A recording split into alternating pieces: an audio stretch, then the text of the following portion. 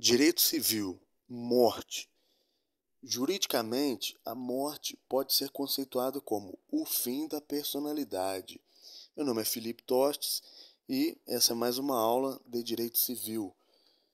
Peço a você que se inscreva no canal e compartilhe esta aula. Então, o que seria a morte? Juridicamente, a morte pode ser conceituada como o fim da personalidade, tanto da personalidade civil quanto dos direitos da personalidade. A morte, antes de ser um fato jurídico, é um fato natural que desencadeia efeitos jurídicos. Ou seja, dentro da classificação dos fatos jurídicos, a morte será considerada fato jurídico em sentido estrito, ou seja, é um evento da natureza que deflagrará uma série de efeitos na esfera do direito. Dentre tais efeitos, eu vou trazer aqui alguns, quais sejam. Artigo 1784 do Código Civil. Princípio da sai sine. O patrimônio deixado pelo morto transfere-se desde logo aos herdeiros, sejam estes legítimos ou testamentários. Extinção de vínculos personalíssimos, como o poder familiar, o casamento e os deveres alimentares. Então, existe a extinção de vínculos personalíssimos. Extinção do contrato de prestação de serviço, nos termos aí do artigo 607 do Código Civil. Extinção do contrato de mandato, nos termos do artigo 682. Então, a morte deflagra aí o pagamento do capital estipulado no caso de seguro de vida. A morte do credor ou do devedor extingue a solidariedade em relação a seus herdeiros, nos termos do artigo 270 e 276. Então, a morte do possuidor pode fazer com que o seu sucessor permaneça na posse, continuando a posse exercida nos termos aí do Código Civil. A morte do usufrutuário gera a extinção do usufruto, se este não foi feito no prazo certo e nem condição resolutiva. O que é morte civil? A morte civil é a extinção da personalidade jurídica em vida. Atualmente, não é admitida no Brasil. Então, no passado, era uma forma de penalizar a pessoa que atentava contra a ordem jurídica. A morte civil era uma forma de extinguir a personalidade jurídica. Apesar disso, alguns autores entendem que no Brasil ainda existe morte civil, no caso da declaração de indignidade de herdeiro, por exemplo. Como naquelas situações em que filho atenta contra a vida dos pais. Tem inúmeros casos sobre isso aí, noticiários aí, policiais. Então, as modalidades de morte que nós temos aí no nosso ordenamento jurídico brasileiro. É comum na doutrina, ser feita a distinção entre morte real e morte presumida. Então, o que seria morte real? É aquela em que há um cadáver, sendo então constada a ocorrência da morte e suas eventuais causas por um médico, geralmente, sendo, por exemplo, um homicídio, um médico legista, enfim. O marco legal é a morte encefálica, paralisação das atividades do tronco encefálico, comandante das funções vitais. Isso tudo à luz, obviamente, do direito. Morte presumida. A morte presumida poderá ocorrer de duas maneiras: sem declaração de ausência ou com declaração de ausência, ao desaparecimento de uma pessoa. E quanto a ela, uma incerteza, se morreu ou não. Então, essa é a morte presumida. Então, o médico, diante da presença de um cadáver, atesta a morte e suas possíveis causas. O atestado deverá conter as possíveis causas da morte, que constarão da certidão de óbito. Certidão de óbito autoriza o sepultamento. No Brasil, o marco legal na morte é o que eu acabei de dizer, é a ocorrência da morte encefálica. Nos termos aí do artigo 3º, se eu não me engano, da Lei número 9.434 de 97, que estabelece aí que o transplante de órgãos só pode ser autorizado após a constatação por 2 médicos não integrantes da equipe que irá realizar o transplante da morte encefálica. Isso está na Lei 9.437 de 97, quase certeza que é o artigo 3. Então, aí só pode ser atestado por 2 médicos e eles não podem ser integrantes da equipe que vai realizar o transplante da morte encefálica. Isso está na legis, no ordenamento jurídico brasileiro. Morte presumida, isso é a morte real, né? Morte presumida. Morte real onde o médico atesta aí, né? Tem ali bonitinha a certidão de óbito, autoriza o sepultamento mediante esta certidão. Já a morte presumida, vamos ver alguns fatores aí. A morte presumida ocorre quando uma pessoa natural desaparece, havendo incerteza quanto à sua morte ou não. Então, a morte presumida poderá se dar com ou sem declaração de ausência. Sem declaração de ausência, ocorrerá quando o desaparecido estiver em situação de perigo de vida ou de risco de morte. Exemplos: desaparecimento em situações de incêndio, terremoto, inundação, acidentes de avião, sequestro, guerra, etc. Com declaração de ausência. Artigos 22, 39, combinados aí com artigos 744 e 745 aí do CPC, do Código de Processo Civil. Ausente, isso está previsto no artigo, na lei. Ausente é aquele que desaparece de seu domicílio sem deixar notícias ou representante constituído. Então, para entender o procedimento relativo aos ausentes, é importante observar que a finalidade deste é proteger o ausente e seu patrimônio. Procedimento sucessório é mera consequência da declaração de ausência. Ao contrário do que passava no Código Civil anterior, antes da reforma, no Código atual, o ausente não é incapaz. No Código atual, o ausente não é incapaz. A nomeação de um curador não se liga à incapacidade, de forma alguma, mas sim à necessidade de ter alguém que administre o patrimônio deixado pelo ausente.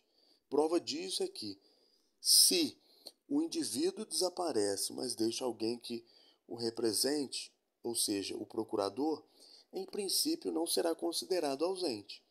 Ultrapassados 3 anos do desaparecimento, sem o indivíduo reaparecer, o mandato caduca e os herdeiros poderão solicitar a declaração de ausência juntamente com a sucessão provisória, passados os 3 anos, sem o indivíduo reaparecer.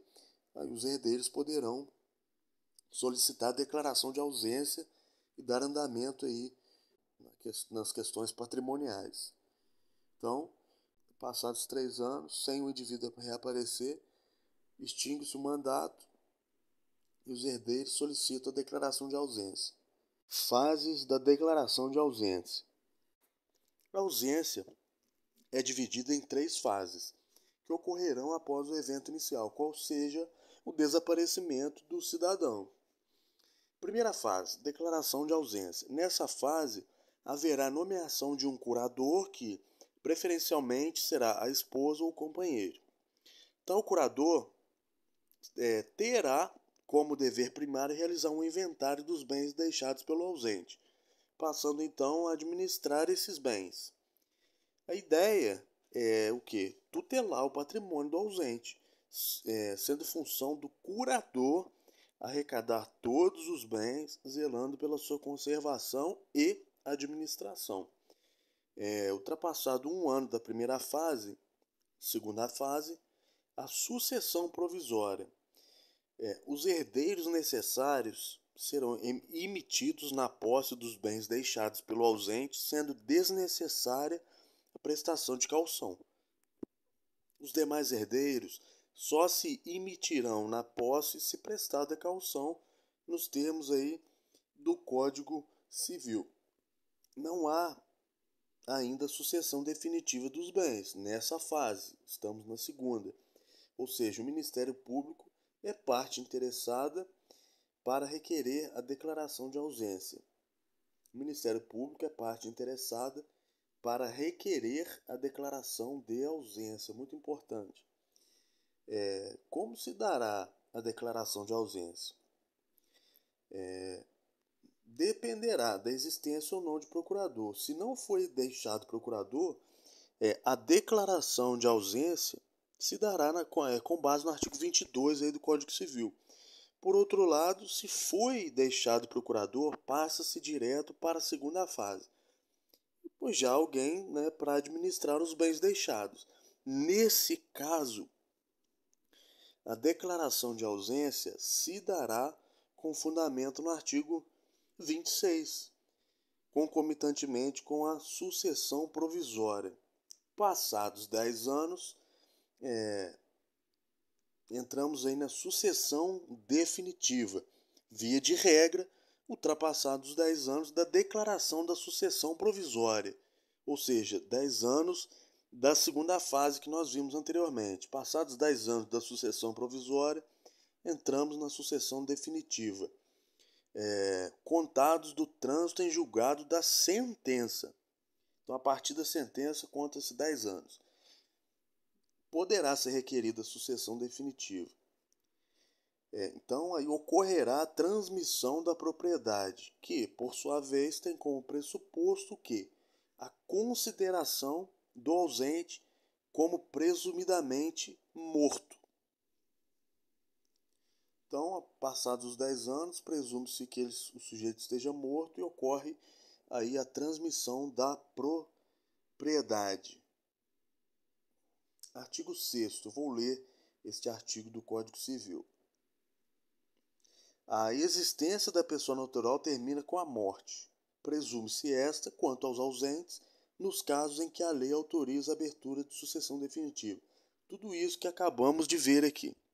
Pode-se requerer a sucessão definitiva também, provando-se que o ausente conta 80 anos de idade e que de 5 datam as últimas notícias dele. A propriedade transmitida aos herdeiros do ausente, nos 10 anos seguintes à sucessão definitiva, será uma propriedade resolúvel, pois se submete a uma condição resolutiva, qual seja, o reaparecimento do ausente.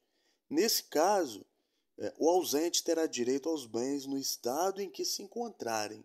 É importante também, o ausente, retornando, terá direito novamente aos bens no estado em que se encontrem.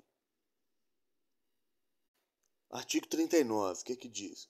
Regressando o ausente nos 10 anos seguintes à abertura da sucessão definitiva, ou algum de seus descendentes ou ascendentes, aquele ou estes haverão só os bens